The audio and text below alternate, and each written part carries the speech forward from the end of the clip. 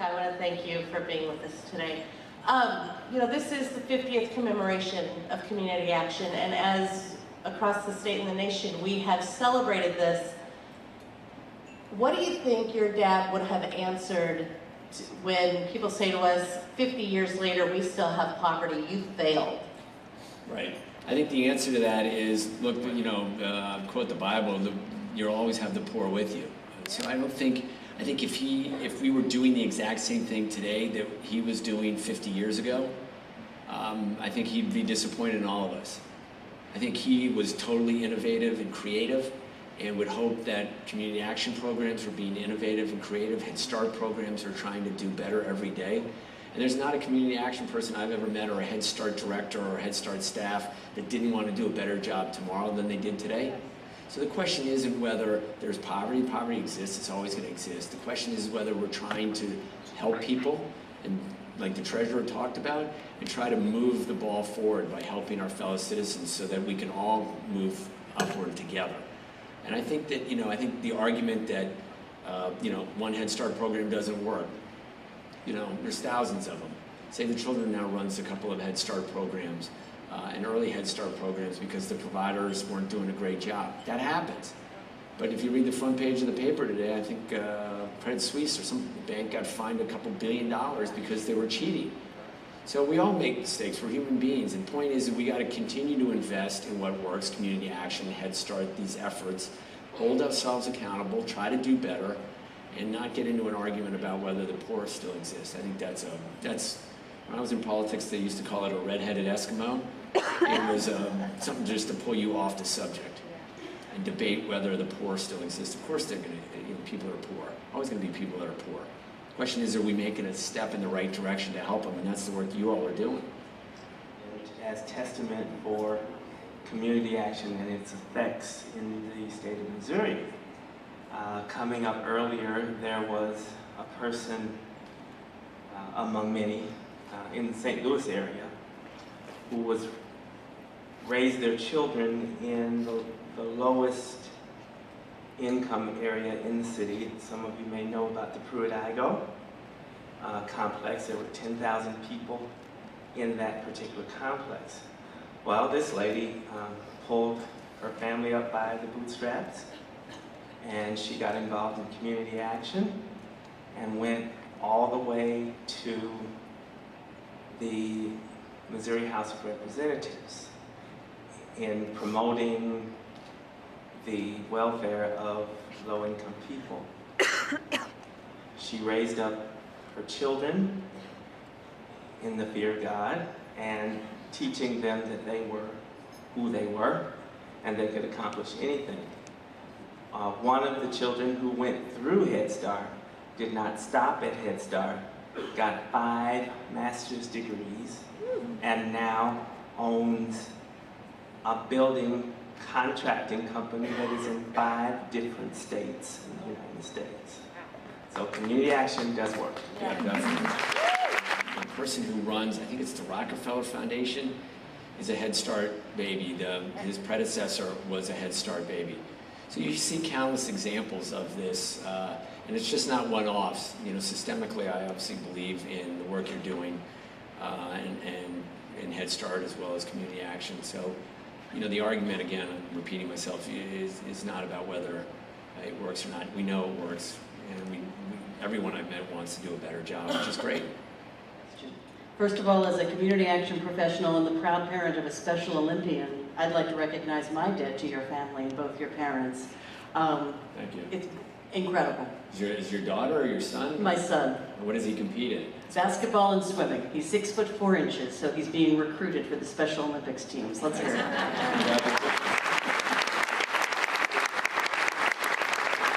That said, would you take a few minutes and tell us a little bit about the work you're doing with Save the Children? I know the connections to your folks' work is fairly apparent in the legacy of service. Tell us a little bit about what your passions are in terms of making change. So I'd Save the Children, I was in the state legislature for 8 years, ran for Congress and lost, which was a blessing in disguise because I love what I'm doing, and had worked on starting juvenile delinquency program in Baltimore City before I went in the state legislature. Save the Children, where I've been for a little over 11 years now, we work in about 200 schools across America, almost all 100% farm kids, working with a home visiting program from 0 to 5. And then we've just started running Head Start programs because the federal government asked us in a couple of very, very isolated rural communities, one in Arkansas, one in Mississippi, to run the Head Start Center there, Head Start centers there. So we do, and then for first, second, and third graders, we partner with schools, running in-school, after-school, and summer literacy programs, and there's a big physical activity and nutrition component to it. We also, at Save the Children, do a lot of work around disaster preparedness, response, and recovery, which is what SAVE does internationally and is really well known for. How do you take care of kids after a Katrina or a Sandy? How do you make sure that the child care centers get rebuilt? How do you get the services and support systems in place through good case management for families with little kids? So we do all of that through SAVE, and I've transitioned into a new role trying to turn Save the Children more into a movement. So we deliver services, but how do we get 250 people in a room from all across the country in key legislative and congressional districts who care about kids and are willing to push their representatives to vote for kids and to put the money where their mouth is? So often I think, we're doing the right thing, but politically, how do you, I know David Bradley does a lot of work on Community Action Program on Capitol Hill, but there isn't a big wad of money in the political pressure for poor folks, right, or for poor children.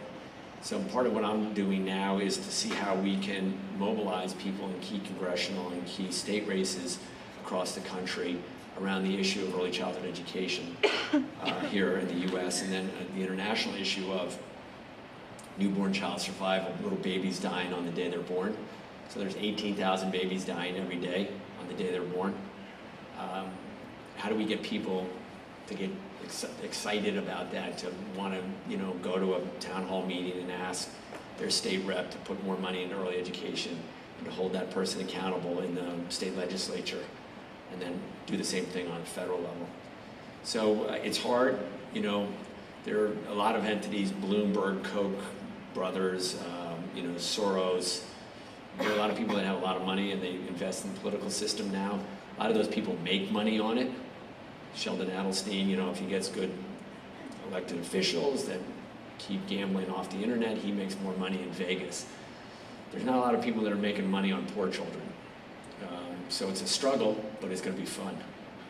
We're trying to create, essentially the AARP for kids, or the NRA, something that's got some political juice, and that will hold politicians accountable for helping kids or not helping them. So that's it.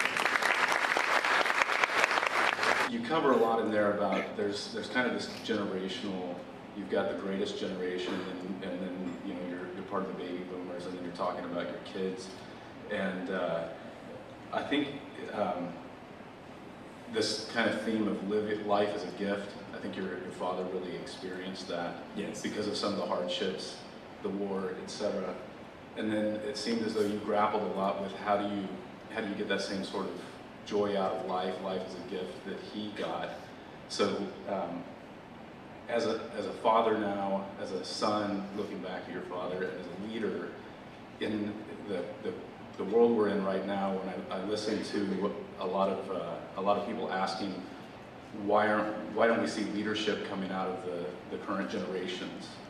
And you look at it, all of us, we're in a transition time here within community action as well, where we have a lot of people retiring, we have a lot of new people coming in. I've only been in for a couple of years myself.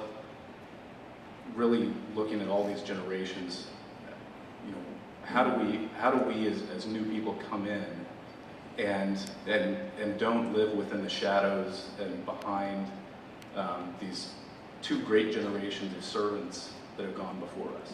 I think the idea of joy is really hard. I think, I think there's a big difference between joy and happiness, because my father had joy, and he had some really unhappy times in his life that I don't think he was happy at. When Jackie Kennedy called him up and asked him to plan President Kennedy's arrival in Washington from Dallas on a Friday afternoon, and to plan the funeral for Monday with no idea how to do that because there had never been a Catholic president. There had only been a few presidents obviously die in office. And he had a wife who had 3 kids under the age of 10 and was pregnant with me. I think, you know, I don't think he was happy, but I think he had this sense of calmness about him that others didn't have. Because I think he realized that, you know, even though obviously it was a huge tragedy and President Kennedy was dead, that he was in heaven. And you can say that's ridiculous or whatever, but that's what he believed. And I think he realized that that was the thing that was important, was that you needed, you know, to make sure that we acknowledge that there's a presence that's bigger than any of us. And I think, you know, the fact for me as a kid watching him, the guy went to Mass every day, and when he was 95 years old, trying to kneel down every day, to still ask for help and guidance is really important. Because a lot of people, particularly guys in America, think they are God. You know, or they're in charge and large and in charge, which is, in my book, ridiculous. Because, you know, you're not, really.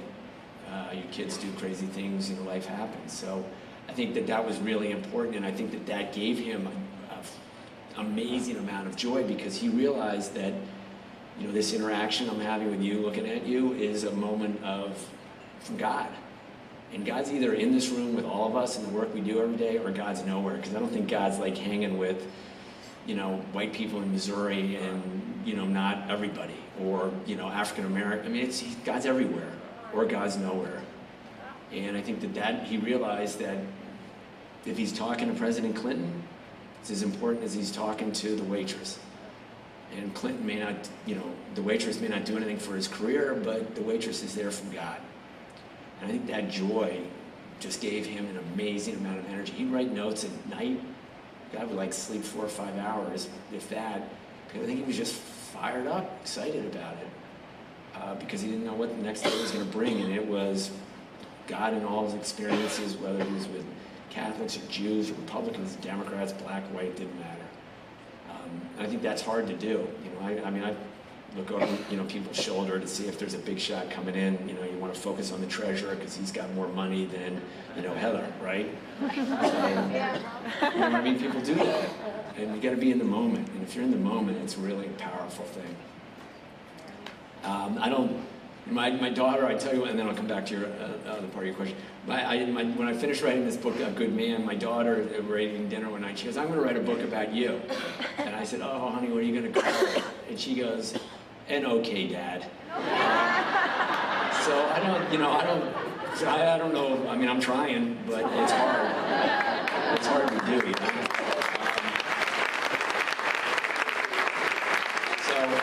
I think that the other answer to your question is, I think if you wait around, if you think that, you know, Sergeant Shriver or somebody like him is going to walk through the door, you're wrong. I think, you know, the talent is in this room. I really believe that. If you look at all political movements, they don't come from the top down. They come from the bottom up. Rosa Parks, Lech Walesa, Martin Luther King. You know, these are all, politicians generally follow. They don't lead. And politicians, because if they get out too far, they lose, and most of them want to stay in office. So, you know, they'll follow you if you show up at their office in their district and say, I got 50 people, and we're fired up about community action, and we want you to do more money into it. Having been a state rep, that'll scare the hell out of them. But you got to get up and mobilize, and that means that, you know, the greatest generation, you know, is essentially moving on. So, you know, we got to step in there, and you got to lead. Leading's not easy, but, you know, I think the talent's in the room. Because if you're waiting for Bobby Kennedy or Martin Luther King or Sarge Shriver or Lyndon Johnson, I don't think it's happening.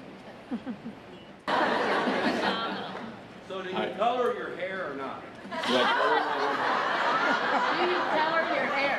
Who are you, dude? This is the weirdest question I've ever heard in my life. And the answer is no, of course I don't color my hair. Did you talk to like some of my college roommates? Maria put me up to it. Maria did, yeah. She probably did too. You probably tweeted something and then she got it on Twitter and tweeted you back a question asking, that is so nasty. Are you gonna be nice? I'm gonna be nice. Okay. And I'm just gonna make... Whack that guy in the head. Now that I can do. my team will attest. I'm just going to make a comment that kind of follows up to what you just said to us. And it's a phrase I shared with some other people in this room today. I don't know who to attribute it to. But it's that a true leader does not create followers. They create other leaders in your family. Your mother and your father created leaders among you, your siblings. And they laid the foundation for the leadership in this room. And we don't need to wait for anybody else. It's been given to us already as a gift. And we thank your family for that. Thank you. Thank you. Yeah, I mean, just on that point, so somebody once asked me, did your father ever talk about what he was happiest about or what legacy he left? And he never mentioned the word. I mean, in his 95 years to me, when I was around, never ever mentioned legacy. Had a book written about him, did it grudgingly. And I think, again, as corny as it sounds, the legacy is in this room. It's the work that Community Action Program, Head Start directors, Head Start staff are doing with kids. It's, the story we just heard 5 minutes ago, those are all the legacy. And, it'd be nicer maybe to have a big building named after him or a couple of schools, because you can see the concrete and the bricks and mortar, but the bottom line is it's not as exciting as the work that you do every day. And if you get mobilized and continue to put pressure on political leadership to invest in human beings, kids, families, that's the legacy. I mean, I think that's really ultimately so much better legacy than having a school or an aircraft carrier or something named after you. The work of community action folks, the work of Head Start, legal service lawyers, that's a pretty good legacy. Thank you all very much. Appreciate it.